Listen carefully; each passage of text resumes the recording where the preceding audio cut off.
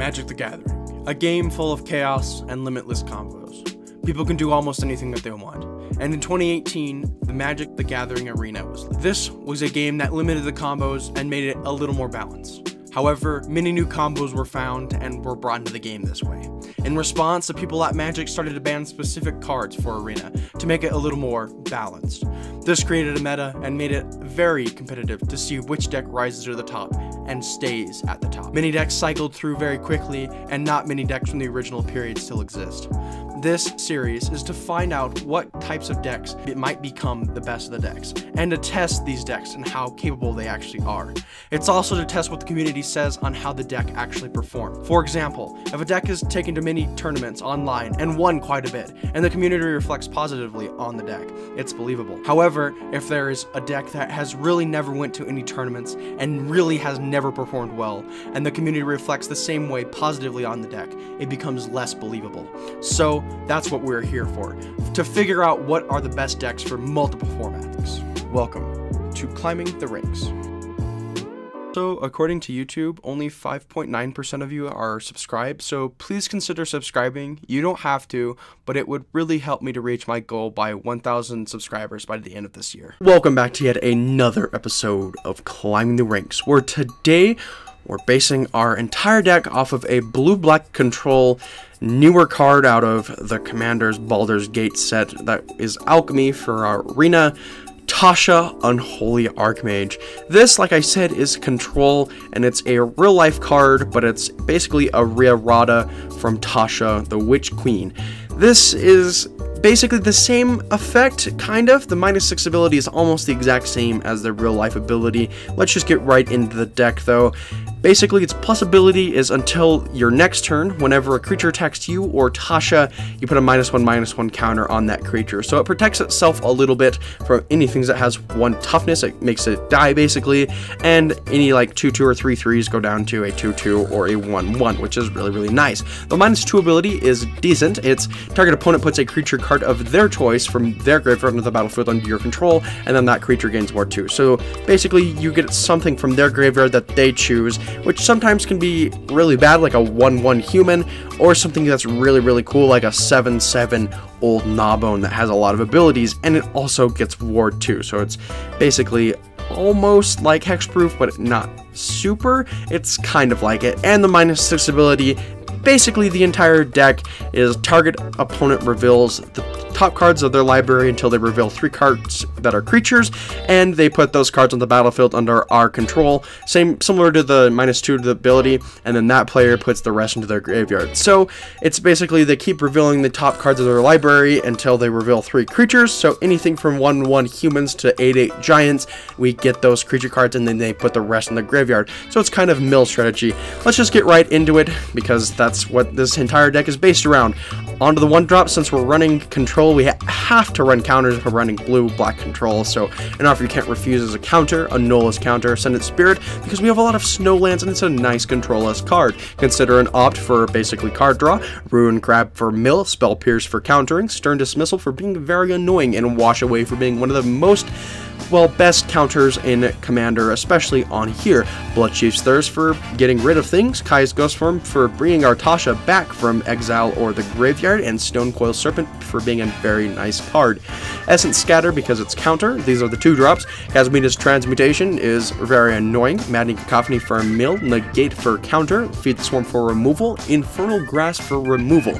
Drown in the Rock, well, Drown in the Rock, basically the same thing, is the counter and its removal. Siphon Insight is similar to Tasha's -6 ability, but instead of exiling until we get 3 creatures, we exile the top 2, and then we get a look at one of them. Well, we get a look at both of them, and we get one of them, and we can play one of them using any combination of mana as to play its mana cost. The Tree of Awesomeness onto the 3-drops. Brewback the Grand Delinquent, Flux Channeler for, well, it's proliferating, so any of their -1/-1 counters, we can make more of that, and we also get to put +1/+1 counters on Tasha, which is really, really nice, or I should say loyalty counters instead. It's really nice, and we have a lot of non-creature spells, so it's just perfect in here. I'm not going to try to pronounce this card, but it's basically becomes a fish. That's it. Midnight Clock is a really nice ramp, and it's also a nice reoccurrence, and it can be it is card draw in a way. Psychic Corrosion and Nefarious Tutelage are the same card, except Tutelage does one more thing, it's a draw and then discard, so it triggers itself. They're both mill. Brazen Borrower is very annoying, Didn't Say Please, and Thought Collapse are the same card, it's both counter and mill. Narset is dig and being annoying, Tasha's Hideous Laughter for basically milling, Hero's Downfall for removal, King's Narfe's Betrayal for basically getting their stuff and stealing it, and we'll be able to cast it. It comes up later in one of the games. You might want to watch a little later to find out what it does. Palladium Mirror is ramp, and we can get Tasha out there really quickly. Replicating Ring and Skyclave Relic for the same thing, and sort of Body and Mind, this is in there because we're stealing a lot of their things, so we're going to be able to equip it to it. So having like a 9/9 dragon with flying is really cool.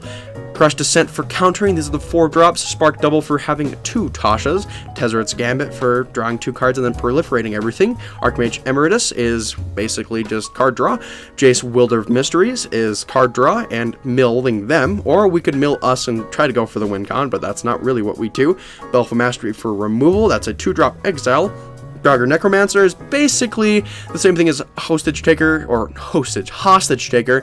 It's the same thing, we basically just get to steal their stuff from the grave. Helm of the Host for making a lot of their things, and the Lithiform Engine for having multiple Tashas.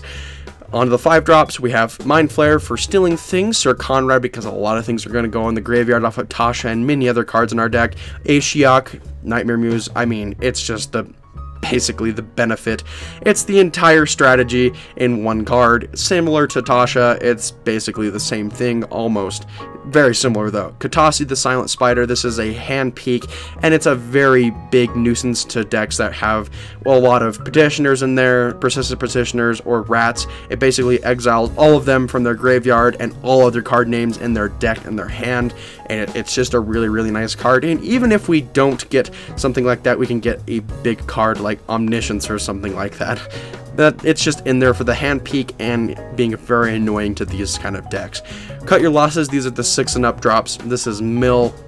Blood on the Snow is a board wipe. Bolus's Citadel is just really cool. It's a really good black card. Xanathar is Bolus's Citadel for basically the opponent's deck, and we get to cast them as they were of any color, so we don't get to pay life, but it's very similar, and they don't get to cast spells during our turn if we have it out there.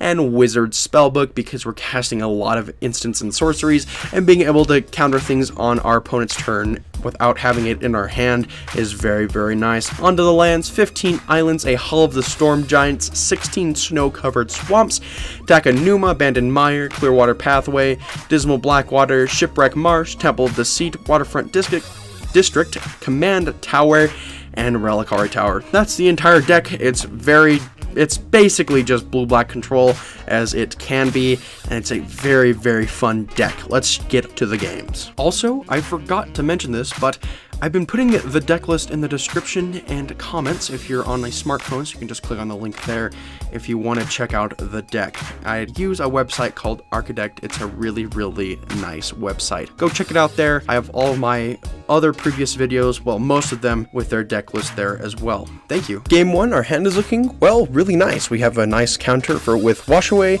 We also have a Flux Channeler, so we can start proliferating because we have a lot of non-creature spells in our hand. That's the only creature that we have that's in our hand, basically.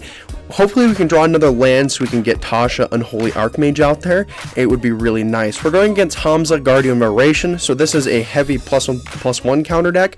We did drop Baleful Mastery, that's really nice. We could get rid of the land as a joke, that would be really funny, so we could set him back a little bit, and there's our target, Scurryoak. That card is very annoying, and we really need to get rid of it, and that's what we're going to do here. We're going to target the Scurryoak. He can draw a card. I don't really care, because Scurryoak can create an infinite combo with Heliod and get out of hand very quickly and give him a lot of +1/+1 counters. Flux Channeler is coming out there so we can start proliferating things if we need to. However, we don't really want to with his deck. Dismal Blackwater, we draw that, we gain a life. However, we don't get to cast our Commander Tasha. We get to proliferate if we want to off of Flux Channeler, which we don't, because we don't want to give him more +1/+1 counters. We're going to swing with a 2/2, and since his island's tapped, or land I should say, not island, because he's only running white-green, He's going to attack with a 1-1 servo. Bastards Lieutenant is quite annoying. I'm pretty eager to play Tasha, Unholy Archmage here because I want to get this pain train going. This is going to get really, really fun here because Tasha can do a lot of things and it can be very, very annoying for him to deal with because me exiling stuff and also giving him -1/-1 counters whenever he tries to attack me or Tasha. Yes, I am very bored here because I mean, he's not doing anything. He's playing green-white, interestingly enough, and he has just a 4/5 that he did play, so he must have left in real life to do something else. However, we're still in a good situation. I don't care if he's trying to be Control-esque, because that's my job. That's what I do here, because I'm running blue-black Control, and there's not many other blue-black decks that can do something other than Control, other than maybe blue-black, like, I don't know, aggro, I guess would be a kind of a deck, but I'm not sure. I mean, it would be like Rogue Mill aggro. Ooh, we did draw a Waterfront District here. That's really, really nice. And we're going to be able to cast Tasha. And we get a Proliferate, but we don't get to put anything on there because that's just giving him more +1/+1 counters. We do have a 2/2 sitting out there to block the 1/1 if he doesn't put a +1/+1 counter on it. I did activate Tasha's ability, so if he did attack, there goes his servo. Weird, that's very strange, and now it's only a 1/1 island, so I can block it with a 2/2 to get rid of the land, or I really don't want Bastards Lieutenant to get through on Tasha, because having it only at 2 is really annoying. Duskshell Crawler, that card is really annoying. It's basically Pride Malkin, where every creature with +1/+1 counter gets trample, and that can get out of hand very quickly. Let's see, we're going to do Tasha. Yeah, we have to do Tasha's plus ability because we don't want them, like, killing it immediately. Yes, he's probably going to kill it if he gets to put another +1/+1 counter on any of his cards, basically. If he attacks with the Forest, it's just going to go down. He's going to attack with the Bastards Lieutenant and the Servo and the Forest? Interesting. Okay, he changed his mind. Good. So now Bastards Lieutenant goes back down to normal. Our Tasha goes down to 2, sadly. We're going to crush the Scent, the Hamza, because we don't really like that. That card gets really annoying very quickly, and we drew an Ashiok Nightmare Muse. Perfect. Now we can get a 2/3. We can start getting a little bit more of a board here. We're not going to attack because he has a 3/4, and that's pointless of doing so. And now let's see what he's going to be able to do here. Hamza he's probably going to be able to cast it again because this deck likes to put a lot of +1/+1 counters, but hopefully he won't be able to. Let's see if he's going to attack with Bastards Lieutenant. He is. It's going down to a 2/3. I cannot block with the Nightmare, if you're wondering, because Bastards Lieutenant has protection from multicolored. This means that, well, I don't get a block with a blue-black card.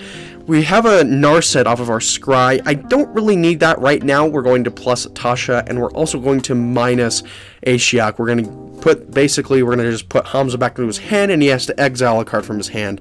He's exiling something else. I didn't get to see it, because I'm probably not going to hover over exile, because I don't really care whatever he exiled currently. I will in a little bit. We're going to wash away the Hamza, because Hamza is very annoying. Now it's going to cost a lot more. Luminarch Aspirants coming out there. That's scary. Ashiok is going down quite a bit. All it's been doing is just, like, making our board a little better. And here's Bolus's Citadel. Perfect. Spark Double, we're going to target the Tasha, and we're also, Feed the Swarm is looking nice, but I'd rather save it for something else on his board. We're going to plus Tasha, we're going to also plus the other Tasha, and we're plussing Ashiok. So now we have 2 2/3s, and we're probably going to attack with one of them. We're going to kill the Bastards Lieutenant, and he scoops there. Never mind. Game 2, our hand is looking really nice with the Arcane Signet ramp, and Teferi's Tutelage is also very nice. If it gets a little kind of crazy here with Beledros Witherbloom, we can just make it a 1/1 frog, which would be funny. Oh, Vraska. Swarms. Yeah, yucky. I don't like that card. King's Narfi's Betrayal, we're going to basically exile, well, 4 cards, and then, well, they mill 4 cards, and then we exile the Garruk. So now we have a Garruk at our disposal next turn if we can get enough mana, which I think we will be able to, because, I mean, in this deck, we like to ramp quite a bit, so I think we'll be able to get enough. We're going to, yeah, we're going to do Arcane Signet. We should have done Tasha, but he's just going to kill it anyways. We're going to make the Woodland Champion a little weaker. We're going to we're going to exile. We're going to mill the Consider. Well, not Consider, the Xanathar. We played the Consider. We're going to take quite a bit of damage here, going down to 14 life. This is not looking super good for us, and we drew a Shipwreck Marsh. Wow, we can get Garuk out here. We can get to two 2/2 wolves. So now I hopefully don't think that we're dead yet. Here comes, what is that? I don't like you. Whatever he just played, Valine, the Guardian of the Den, I believe is the card. We're gonna block the Jadar and the 11-10 because that is very scary. He has to sacrifice one at the beginning of his upkeep. Now we're gonna make it a 0-1, so never mind, he doesn't have to. We're going to destroy target creature. We're gonna kill one of the 3/3 assassins, and we're also going to do Tasha's abilities. So now I don't think that we're dead this turn. Yeah, we are not dead because all of them are going to get -1/-1 counters, and we're only going to be taking not game here. So we're going to block the 2/2 with a 2/2, and the wolf will die, and we do get Garuk's ability. Here comes Belladros. He's creating a 1/1 pest. And let's see, we're going to do Taveri's Tutelage here. We're going to draw a card, discard a card. I don't think we're dead. We drew a Spark Double. Perfect. That is really, really good for us. We're going to do Spark Double here. We're going to copy Garuk, so now we can get a lot more 2/2s. Or we're going to destroy the Belladros because Belladros is really, really annoying. And the other one will be able to get more 2/2s off of it. Very, very nice here. We're also going to plus Tasha, so next turn we'll be able to activate her ability in order to get basically free creatures off of it. He's going to pass right back to us because his stuff basically would have died, and now we can activate Tasha's ability. Perfect. We get a Draina, I didn't see the other cards, Herald, and Iridescent Hornbeetle. Not too bad, not too bad.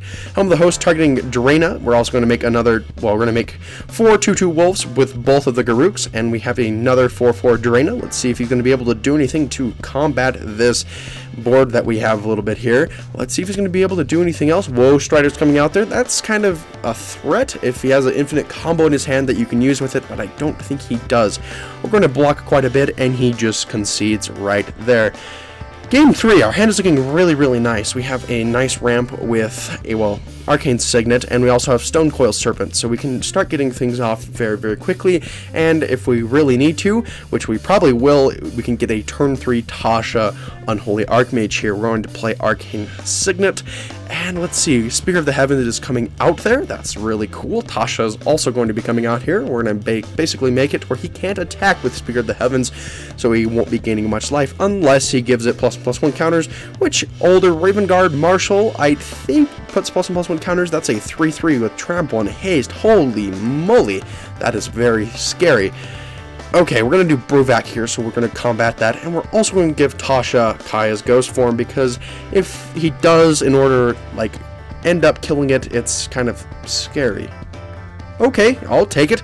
Game 4. Let's see, our hand is looking really, really nice. We're going against Angie, or Ange, Maid of Dishonor. Very, very neat deck. Vampires, probably a Vampire Tribal, I'm guessing. That's basically what the entire deck does. We're going to swing, we're not going to swing in. I don't really care. I like to have a blocker. He's ramping quite a bit with Replicating Ring and all of his lands. Here comes Tasha out there. Perfect timing. We're going to +1/+1. Well, because we're not going to +1/+1. We're going to plus Tasha. And let's see, Ange comes out here. That's very, very interesting.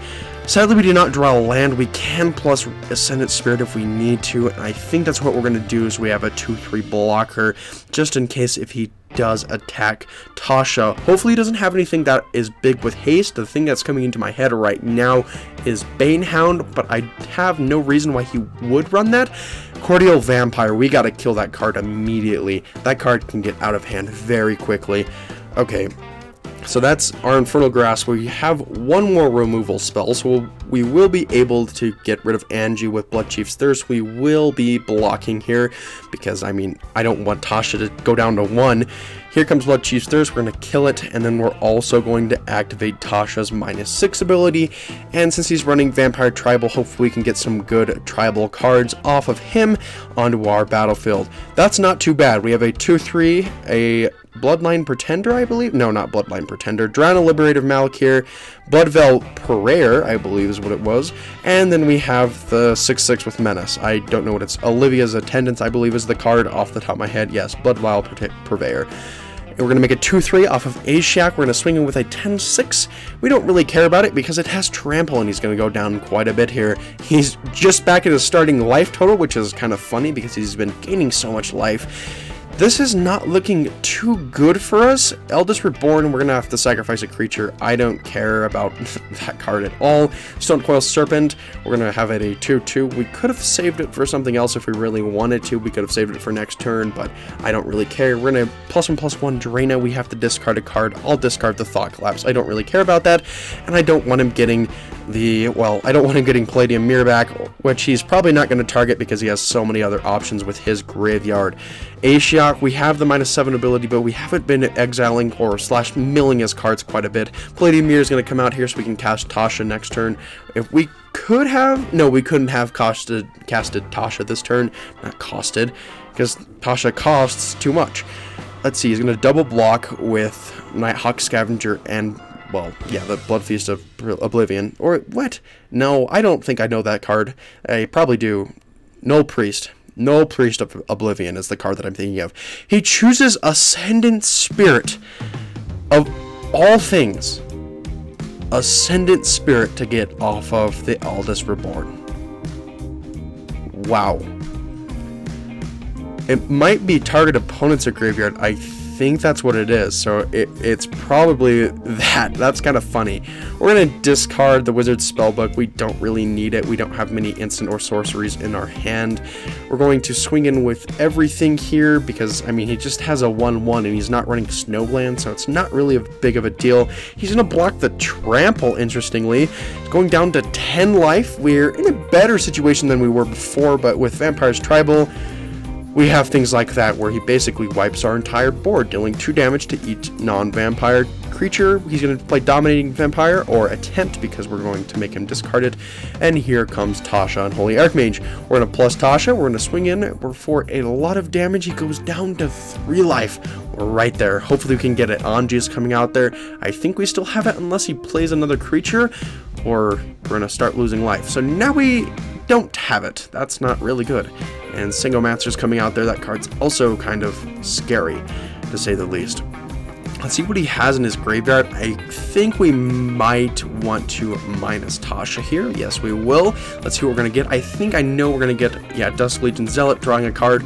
We're going to activate the Blood Token. We're going to discard a card. He gains 3 life.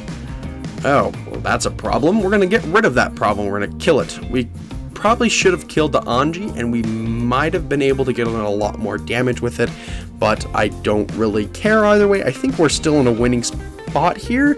Baleful Mastery is going to target the Stonecoil Serpent. Well, for the regular mana, he's going up to 12. We're going down to 14. Now he's up to 14. We're going down to 12. And now he's 16. We're down to 10. This is not looking too great for us. I don't think there's much of a winning position we can get from here. We're going to discard a card, draw a card. Hopefully we can cycle through quite a bit more. Oh, Hero's Downfall. We're going to kill that card right here, right now. He's probably going to activate it a couple more times, or he's not, interestingly enough. We're going to do Tasha's plus ability, so whenever he attacks us, and we're going to attack with 2 Nightmares. And let's see, he leaves it in his graveyard. That's kind of scary. Oh, he has Blood Fountain out there, so he's going to be able to return it to his hand, which is basically game over for us because that was our only removal spell that we could have got. I mean, we could have dug a little deeper, but that's not the best situation. Here comes Anji, Maid of Dishonor, and Olivia's Attendance. I think we're going to counter this because we don't want to deal with a 6/6 with Menace. That's basically game over for us. Teferi's Tutelage is coming out there, and he mills a Kogla. That's just perfect for him. Okay, we're going to do Tasha. We're going to target him, the -2 ability. Let's see what he's going to give us this time. Hopefully it's something half decent. I don't know what it's going to be, though, because it's not looking too good for us. I mean, we have something. We're going to get Bloodthirsty Adversary. Wow. That's amazing. And she's going to trigger. We're going to go down to 8. She's going to do it again. We're going down to 6 life. This is basically game over for us because if he plays the, well, what is it? Kroxa. If he plays Kroxa and then he makes a sacrifice off of Anji, I think that's game over. Yeah, he's going to activate Anji here. He's going to sacrifice the blood token, and now he's going to activate it again, and that's game over for us. We can't win all the games, though, but we can win most of them. Ooh, I really like this hand. Midnight Clock, 3 islands, that's just perfect. We're going against Miriam, Sentinel Worm. I believe this is a newer card off of the Kamigawa Neon Dynasty set. It's mainly just, well, it is just dragons, I should say, and some other things in there. It's a very interesting deck. Kiora. Interesting. The old Kiora, or it would be the newest Kiora, because the old Kiora on here would be, there's another newer Kiora on here off of Mtga, which is kind of weird. It's a strange thing to go about, and he's going to get Goldspan Dragon on turn 4 of all things. That is scary. We're going to do Tasha here, we're gonna, plus the Tasha ability, obviously, here. And we have a Stern Dismissal for next turn to get rid of that Goldspan Dragon if he doesn't do anything with the 2 mana he has floating. Dragon's Fire. That sucks. Our Tasha goes down to 1.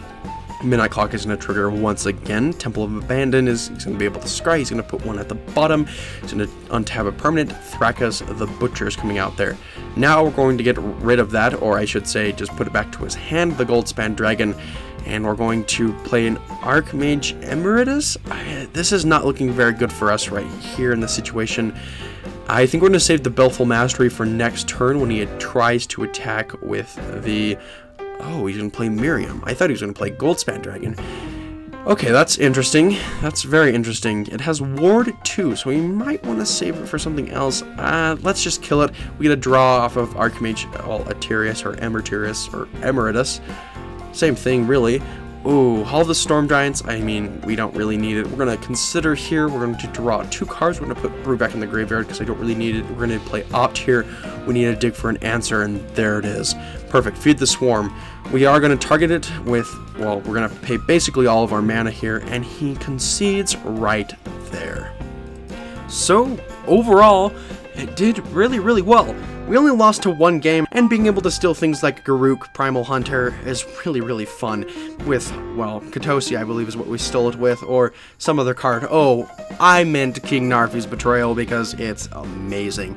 It's a very, very fun deck. I mean, like any blue-black control deck, they're all really fun. Not basically, you're just being very, very mean to your opponent and using their cards against them, because you're countering everything that they play, you're killing everything that they do, and it's just really, really fun. So that's the entire deck. It performed a lot better than I thought it would, having a Planeswalker as your commander, because usually they're the things that get killed, but the protection ability with Tasha's +1/+1, well, +1/+1 ability is really, really nice. And also Ashiok, that card's just amazing. And when we got Bolas the Citadel out there, that kind of just saved the game for us. Well, we basically just scooped after it. We didn't get Hostage Taker out there, sadly. We did get Draugr Necromancer out there like once. It didn't really do anything. Jace never performed at all. And I mean, Spark Double was fantastic in that deck. It was just so perfect. Sort of Body and Mind didn't really come up either. There wasn't a whole lot of cards that did come up. I mean, Narset came up in a game that I did not record because I wanted to see how it did beforehand, and it did okay. We could switch a little bit of things up to make it more control-esque, but I really like how I built the deck and how other people built the deck as well. I based it, that's what this entire series is about, is basing what the community says on how the decks actually perform, and this deck performed very, very good. Thanks for watching. If you enjoyed this video, please like and subscribe. It would be greatly appreciated to reach my goal of 1,000 subscribers by the end of this year. And yeah, thank you for watching.